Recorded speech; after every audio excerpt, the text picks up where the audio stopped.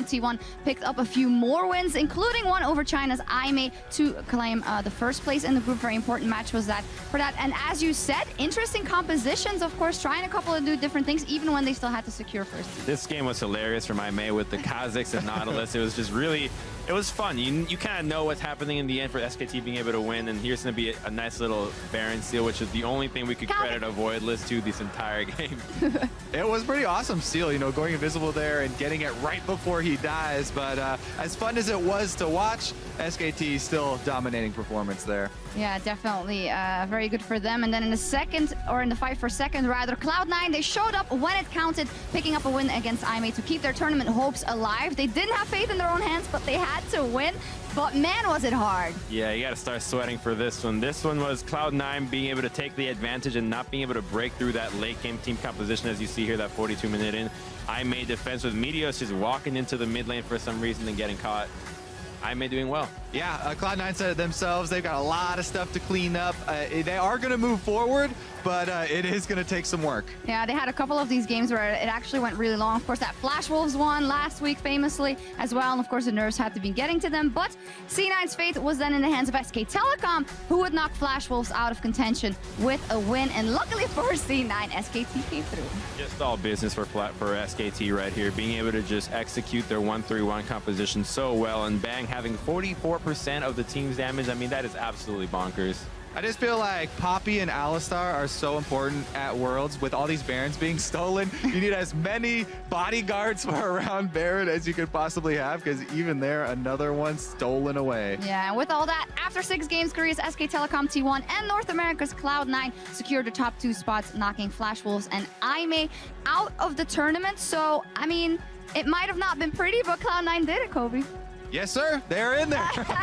And, you know, they have a little bit of time to practice, but they were all talking about how, yes, we're super glad that we made it, but they're very well aware that there's a lot of stuff they're going to have to improve on. Well, of course, it's fun riding to quarters off the backs of SKT. What better team to do it off of? But they are facing against Samsung, which personally, I don't have a lot of hope for Cloud9, unfortunately, even though Samsung looks honestly, for me, the strongest team here so far, and that's quite scary. Well, yeah, their week 2 performance was definitely convincing. Yeah, it was stellar. And our first quarterfinal clash comes next Thursday at 5 p.m. Central European Time.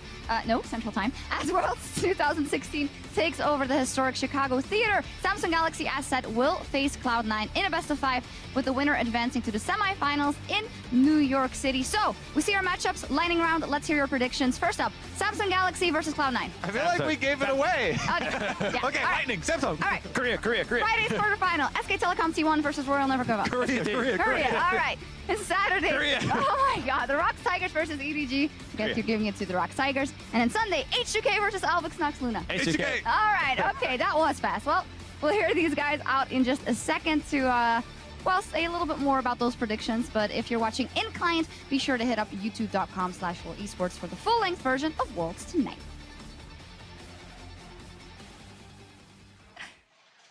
All right, we can calm down and talk a bit more about all the madness that happened today. And I also want to give a shout out to our World Tonight producer, Sam. Happy birthday. SKT, Cloud9, those are the 2 teams that are advancing after all that happened today. And you guys said it already. SKT just looks very, very scary once again. I mean, they were able to dismantle everybody, even though they had a couple of hiccups in the way that they were closing out games. The worrying thing that makes them so strong now is that Blank actually showed up. He was crushing it. He went MVP on this game, didn't even die on Lee Sin with some amazing multi-people kick. Did it again in another game, and then they just put in Bangy here, have a free game, and does it again. Exactly. That's the scariest thing, right? They still have the option to swap out both junglers, and they're looking good with both. But C9 had their most competitive, maybe, or most convincing game, even though they didn't win it, versus SKT. Can we say that? Fair enough, I guess. Yeah.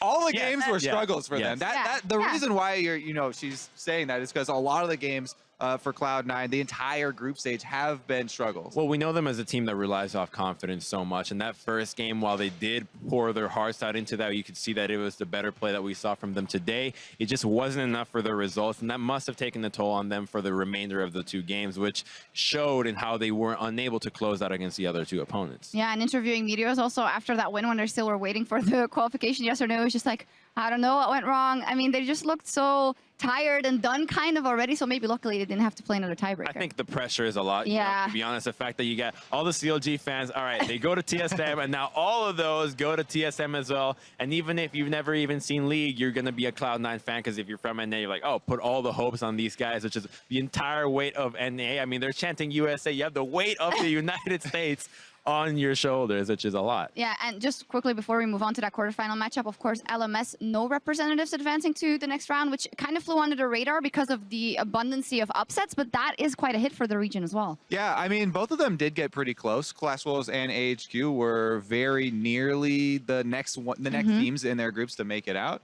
But yeah, just not able to cut it this year. Nope, not worked for them, but it is Cloud9 that advances, and their gift is the quarterfinal matchup versus Samsung Galaxy. As you guys said already, you don't give Cloud9 a lot of chances to win, but you know, where are the openings and why are you so convincingly saying that Samsung is going to? Well, we were talking about it on the desk, and the only thing that we could see Cloud9 being able to do to win this game is off the top side, Impact versus Quasi. He has looked shaky before, but not in this tournament in particular. He's been having a pretty decent run at it, especially with the meta of the mages top. He's so good on the Rumble, the Cannon. He's able to actually influence team fights very well.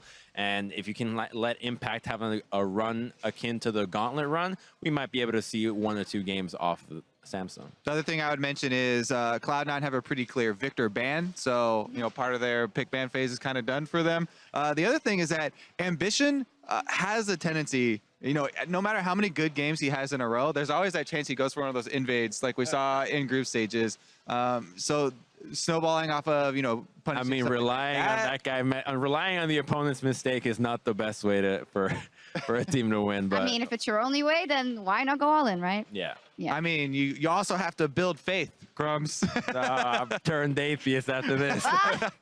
All right, let's take a look at the other quarterfinal matchup, other side of the bracket. SK Telecom versus Royal Never Give Up. And, well, obviously, SK Telecom is the favorite, but Royal Never Give Up, when they show up, they do show up. It's just the same story that it's very up and down. Yeah, exactly. The biggest difference here is consistency. Yeah. SKT have been the model of a great League of Legends team here. They've shedded so many of the doubts that, you know, people had just because, oh, they lost to Longju and, you know, a little bit at the end of the season there, but I think the questions are pretty much gone for them, whereas RNG are still very much RNG. Yeah, and RNG just is going to have to try to achieve that peak of their play. And we were talking a lot of what is their peak? I mean, what have we seen that is really that performance that they're chasing after? And we have to guess maybe their final game against TSM or maybe their first game against Splice, in which they're able to just come out with an incredible lead off the laning phase. But if they can't really get a very strong macro sense of the game past that point, I think SKT, if they return to the roots of being able to stall out games, should be able to have an easy time with them. And now we're moving on to the best of 5, right? So it's a whole series that they have to keep it up for, and that will be difficult versus SKT. Hey, if TSM had made it, they would be versus SKT, so... Whoa, Yeah, where'd that come from? I'm just trying to make the pain a little You're bit. just trying to remind us to make never us mind. feel worse. No, I don't. I want no. Okay, moving on to the other quarterfinal matchup. Also in that side of the bracket, the Rocks Tigers versus Edward Gaming. Obviously, that also means that we might get a semifinal of SKT versus Rocks. And how confident are we that it's going to be Rocks? Or well, I'm pretty confident just because of the top side of the map. I mean, Mouse. Well, to me, Rocks Tigers, they haven't shown up to expectations, you know, coming into this tournament, but they don't have that glaring weakness. Like, Mouse is a way that you can win the game through one of the lanes versus EDG, and he's been exposed before by other teams already in the tournament. And while we were thinking that maybe the early game would be the weakness for Rocks, towards the later stages, they were just like, nope, Peanut showed up. And when Peanut was playing on, that team looked just as good as Samsung, just as good as SKT, which is a really scary thing because Clear Love has also not been performing to what you would expect out of a legendary jungler like him.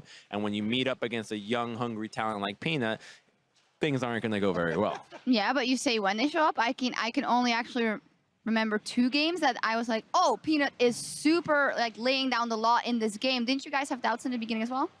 Just a little bit, but nearly as much as you had for what Clear Love was putting up. I mean, we saw him try to gank top as Lee Sin with literally a Tempest, 2 autos, and not even throwing out Q. What is that? That's not the kind of thing you want to see when you're saying, oh, I'm a contender for the world championship. Also, there are still those games where Clear Love does not take many offensive actions before like 8 minutes into the game, which is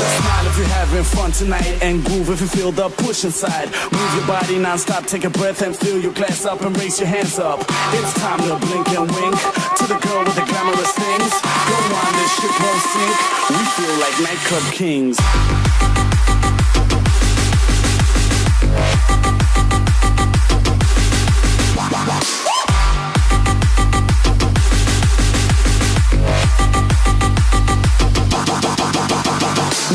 A little bit of fun now. I'll make one track out of two now. And it's a little bit funny when I'm wrong now, but everybody's talking about the breakdown. Break these records into pieces and fix them together just how I need them. Play it in the club at 12 o'clock, and what can I say?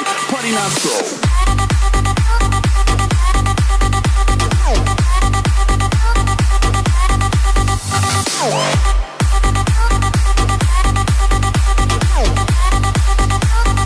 What can I say? Party non-stop.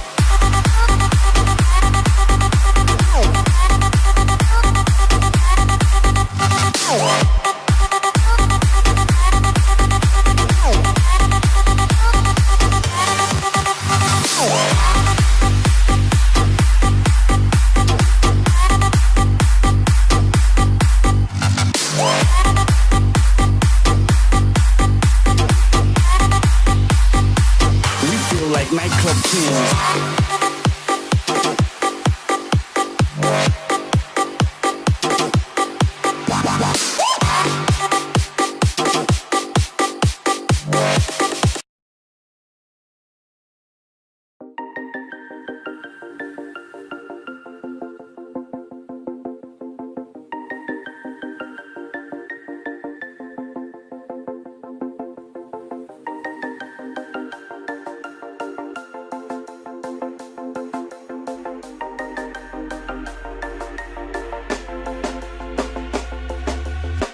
When you want to get off the darkest ground, but gravity pulls you straight down. Earth from a bird's eye view. You should grow feathers and see this too. When you want to get off the darkest ground, but gravity pulls you straight down.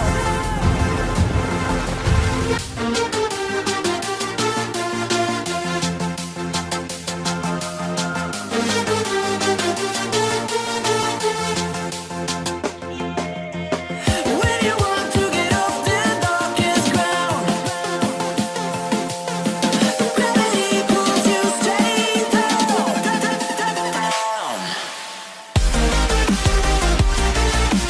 Clear sky.